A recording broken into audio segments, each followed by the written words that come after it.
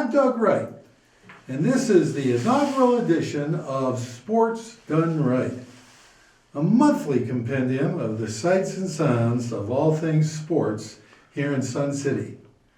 Each month, we will be bringing you stories about events, athletes, and the facilities where so many of us spend time, whether to stay fit, compete, or just have fun in the country's greatest active adult community. We will also be bringing you tips from the pros so you can improve your golf, tennis, and pickleball prowess, and much more. So let's get started.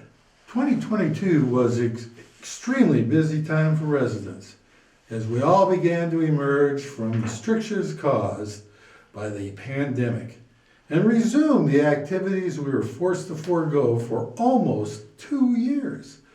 So this past fall, we caught up with our Director of Golf Operations, Charlie Kent, and the recently hired Nicole Hodges, the Golf Tournament Director, to get an update on the golf courses and events finally being held after a long period of postponements and or cancellations. Let's take a look and a listen. How's the program and what's been going on? Well, hello everyone. Here we are. We're right in the middle of fall season, and things are going great. We finally got rid of all that rain we had back in August and early September, and we've had a really great dry spell, which I know all of our golfers are happy about. Back in October, we went ahead and overseeded all 3 golf courses again. We did that last year, and we decided to do it again this year. It was quite popular with the golfers. We really had premium playing conditions at all 3 courses that lasted, literally, you see that green grass all the way through May. So we're excited about that. It is quite an investment. So we do appreciate the golfers' patience and keeping the carts on the cart path while the grass grows in. That's very important. But that's really exciting with how our courses are looking out there. As we all know, expenses have gone up dramatically. Yeah, we know. Yeah, I know. Fuel starts it with everything and has an effect on everything we do, because fertilizers and everything like that are petroleum based. So there is a need to increase revenue because of the increase in expenses. What that's going to settle in at, we don't know yet. We should be able to get that information out, though, probably toward the mid to late November, and then folks will be able to sign up for their golf plan for 2023. We'll have an electronic sign up for that starting in December, and it'll make it really easy. And it's not going to be, I don't think it'll be a huge increase like you're seeing with gas prices going up dramatically, but there will be a need for it to creep up some. And most importantly, no closures in 2023. Right, so I'd like to dispel that rumor. There was a 5-year plan that we had announced last year to close the golf course, first close Hidden Cypress, and then eventually close Okatee for renovations. However, with the fluctuating economy and all the craziness with the stock market, it was the community, the leadership in the community, the board decided to press pause, and we're going to just not do anything like that where we would close a golf course in 2023. We'll reevaluate going into 2024 if we'll do a renovation at Hidden Cypress then, but nothing to worry about in 2023. Charlie, one more thing. Of course, you're also active off campus, as they say, and tell us about a couple of the charitable things that you work with. Well, at this stage in my career and getting to know the golfers in Sun City, there was a real important need to reach out to the Ridgeland area, and that's an area that's really hasn't been a focus over the years in the Bluffton area as far as community outreach. So a few years ago, we started a golf introduction series through the Ridgeland High School PE program, and we've probably had over 300 kids swing a golf club for the first time. Right now, we are just concluding our fall introductory we had 46 kids. Oh, that's fantastic. Swing a club. Yeah, it's pretty neat. And just real briefly, we have an employee now at Golf Maintenance who is directly a result of the efforts that the volunteers and that we've put in at Ridgeland. She participated a couple years ago in that PE program, and just earlier this year, we hired her full time, and she's working in our golf maintenance area. So it's really a great story, and all the efforts. It's a little bit of a drive to get out there, but we could always use more volunteers, because it's basically mentoring and cheerleading these kids when they try to swing that golf club for the first time. And you know what that's like, right, Doug? Yeah, it feels like it every time I play. Now, and they don't have to be an expert golfer. They just have to be a mentor and a cheerleader. And thanks, Charlie, for the update. Always informative. And Nicole, welcome to Sun City. Welcome to the golf program. And tell us a bit about yourself, where you're from, and so on. Well, I moved from Martinsville, Virginia. That's in the southern part of Virginia for this job, and I've really been enjoying it. I want to thank everyone for the warm welcome that's been extended to me since I've been here. I have a degree in applied math from Radford University, which I think really helps with the organization of the tournaments and scheduling here. And you've been working hard, I know, with Adam and Charlie and Kevin, and learning the tournament game, right? Oh, yes. They've been so helpful as I've started with the Golf Genius software and the Gen software here.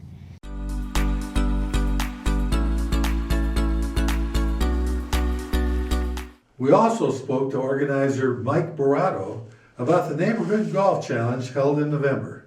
Well, Mike, we got a real big golf event coming up on the schedule, Neighborhood Challenge. And tell us about that, when it is, and how it all got started. Sure, Doug.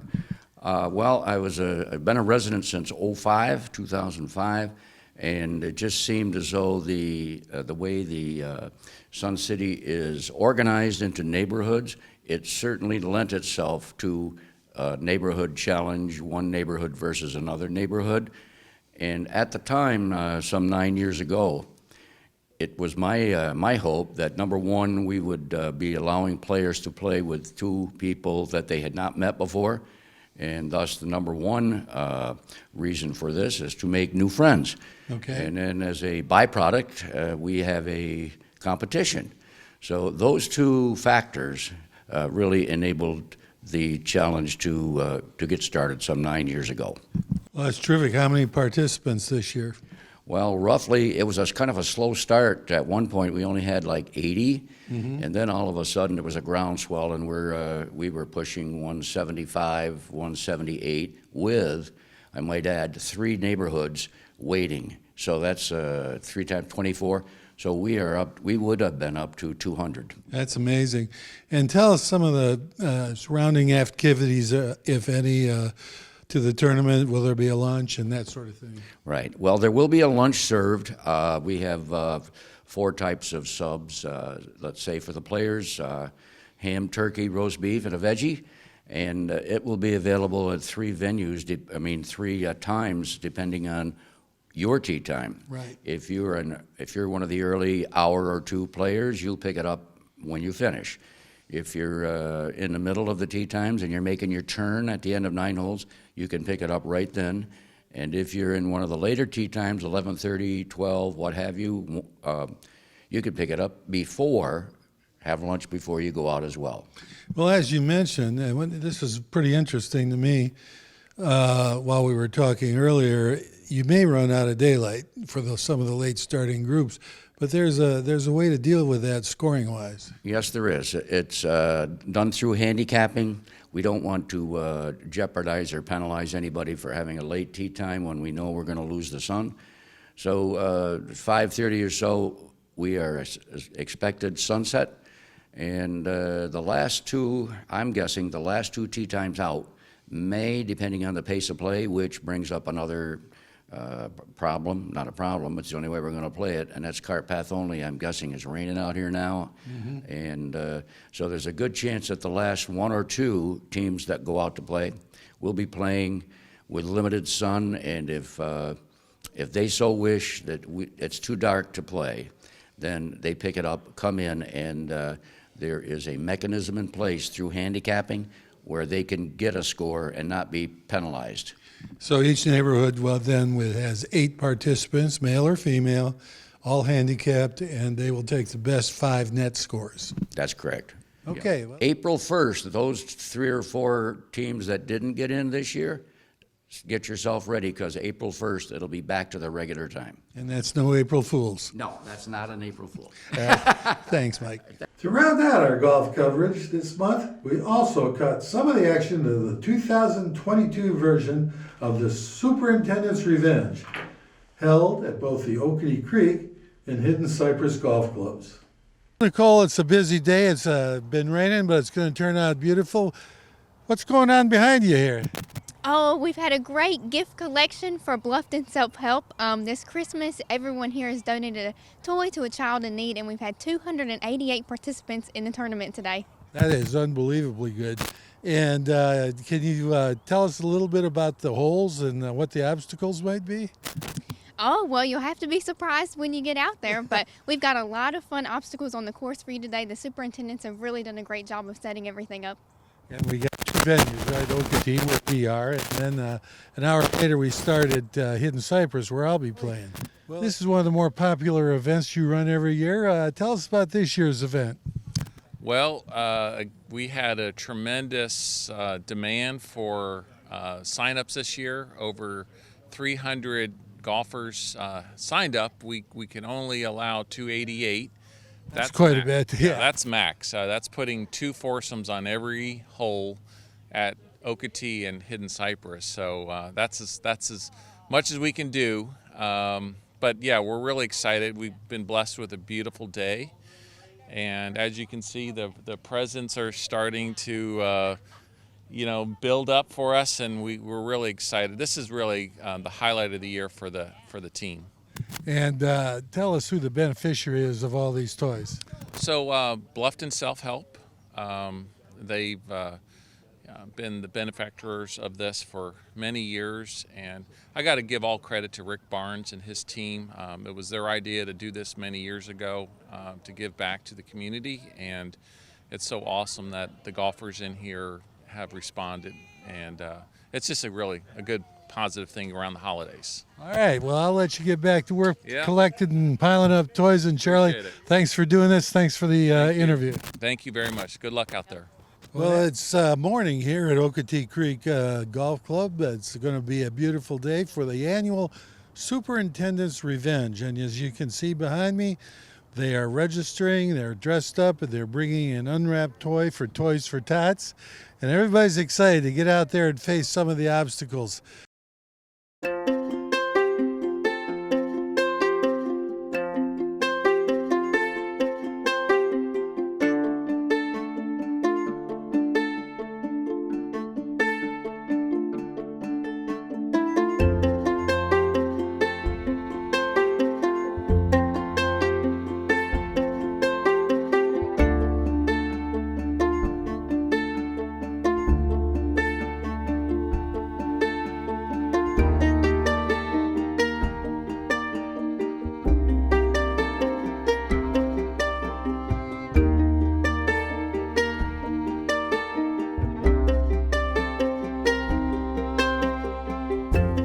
As a part of our expanded coverage, we also plan to cast the spotlight on some of the extraordinary athletes residing in Sun City, who continue to compete at a high level both within the community and in regional or national competitions.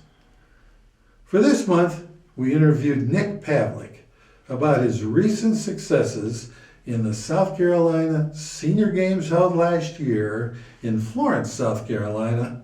And let's take a look. Well, Nick, good morning. Good morning. Thanks for coming in to talk to us.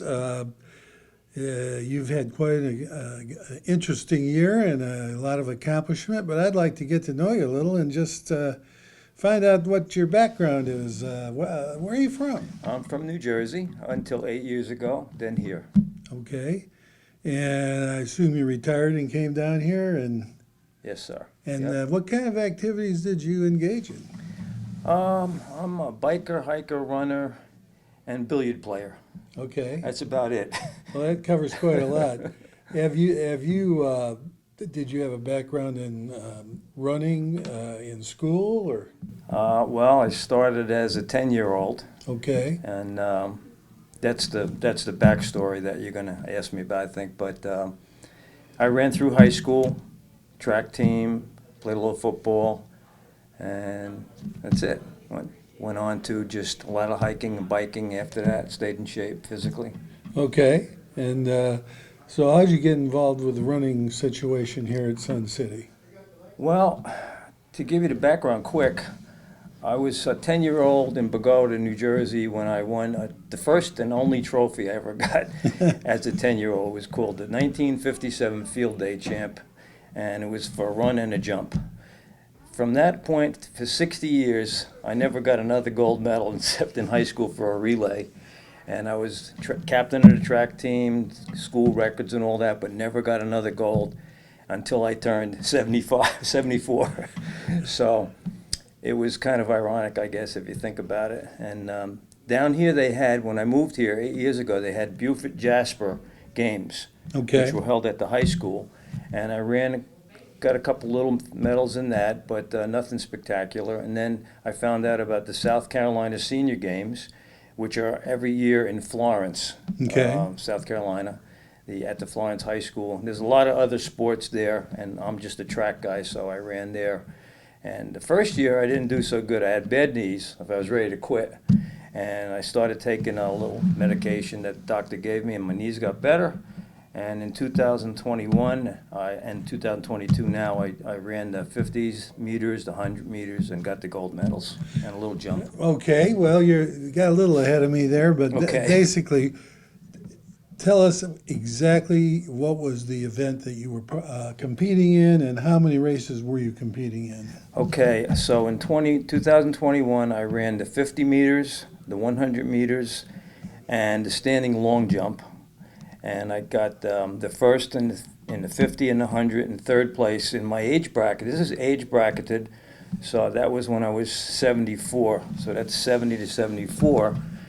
This year I went up a category, 75 to 79. I ran the 50, the 100, and the standing long jump, and that's where I got the 3 golds this time. Fantastic. And this is the Carolina Senior Games that you're talking about? Yes, it's called the South Carolina Senior Sports Classic. Okay, and about how many people show up for the whole thing? There's probably 1,000 or more because there's a lot of events. It's not just track. Track is one day. A lot of events, a lot of age groups. Correct. From 55 and up, I believe it is, or 50 to 55 and up. Okay, 5-year brackets. all right. And how many people would you say came up from Sun City for this?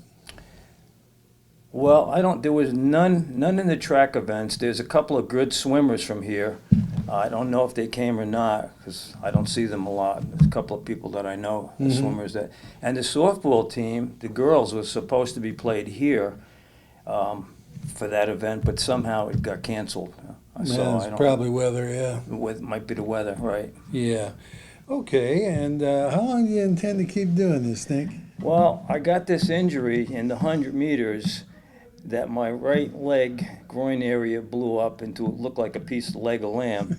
So, and my body's got the speed, but I don't think the muscles can take it anymore. This may be my last sprint. I'll keep running, but I don't know about sprinting anymore. And what kind of training regimen did you have to undergo to even get ready for the games? I did every other day alternate sprinting in our parking lot here in front of Pinckney Hall. Wow. To get, to get. So that was you, huh? That was me out there. And a little, standing long jump. Okay. And that's about it. I run maybe a mile once a week or twice a week, but I'm not like a marathon guy. I'm just a Okay. sprinter. Now, do you get over to the fitness centers? Is there a specific regimen you go through? I go to the gym maybe 2-3 times a week and do some upper bodies for a half hour or so. I'm not a fanatic with that. I just do it to staying healthy. Okay, and you've already mentioned that the future's a little murky now because of the injury and, Right. Advancing age and so on and so forth. Yes. But you've had a hell of a run, and what I would say is if you have any future plans or whether it's just more of the same. I'm not really positive. My wife thinks I should stop, but I'm thinking when I get to the bottom of the age bracket, when it's 80 to 85, I might try it again. Okay. Well, I would say you've done a great job. Do you have any Thank you. advice for maybe some aspiring competitors here at Sun City? Well, I think everybody should I don't recommend sprinting. It's a tough thing to do, but I think I don't see a lot of guys going to the gym, and I think we should encourage more people to stay fit because at our age now, it's really important. It's never too late to get healthy and get in shape, or at least be healthier. Mm-hmm. Yep. Well, I agree with that, and maybe someday I'll see you over there. Okay. That'd be Good great. enough. Well, Nick, thanks for your time today. It's You're a welcome. wonderful accomplishment. Thank you, sir. Appreciate your time. Thank you for the interview. Thank you. You bet. We were also very excited to cover the first ever Bike Bluffton.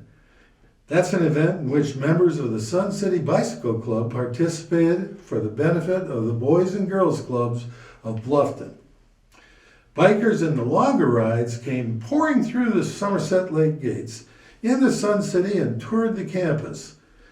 We spoke to Bicycle Club Vice President Judy LePan, who served as the liaison between the event's organizing committee and Sun City, as the riders took a rest stop at our Town Square Pavilion.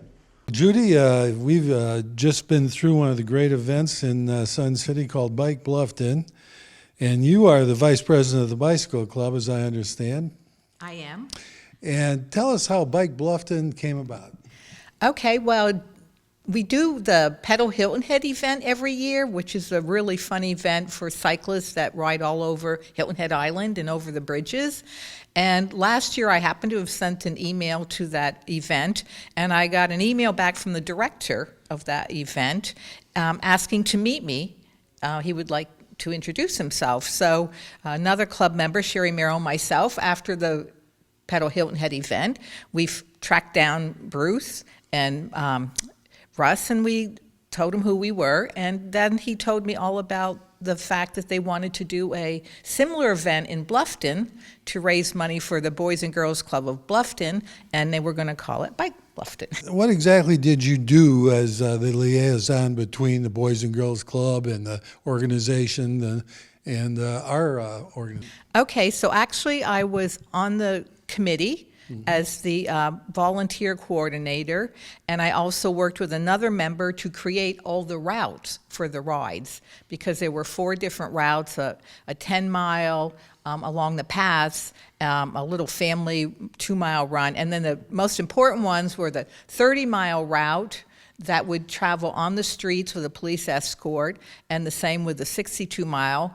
And we went through 3 planned communities, that gated communities, Sun City, Hilton Head, through Palmetto Bluff and Hampton Lakes. And I personally met with the management of Sun City and asked if we could do this, if they would give us permission, and they graciously did, which kind of surprised me. How many participants? We ended up with 320 riders, which is really great for an inaugural event, first time.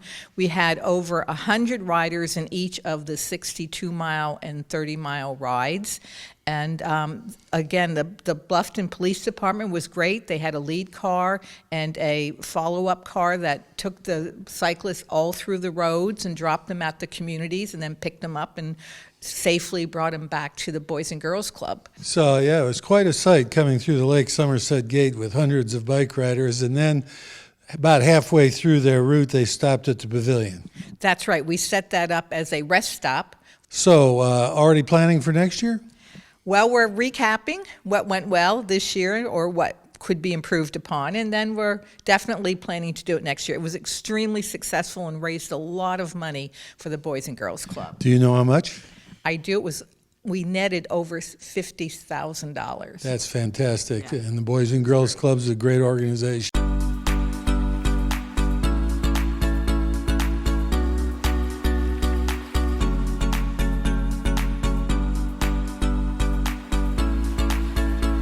Well, that sums up only a very small part of what's been going on in our sports world. We'll bring you more stories next month, including who's doing what in racket sports, swimming, and of course, all of our indoor sports. And here's how you can contribute. We know that a lot of you are shooting videos or taking pictures of the sporting activities which occur here on an almost daily basis. And we would love to share those videos or pictures with our viewers, whether they record heroic efforts or bloopers, also known as epic fails. If you have such a video or a photo in your phone or iPad, please email it with details of the activity to either dougwright7676@gmail.com or to suncitytvhh@gmail.com.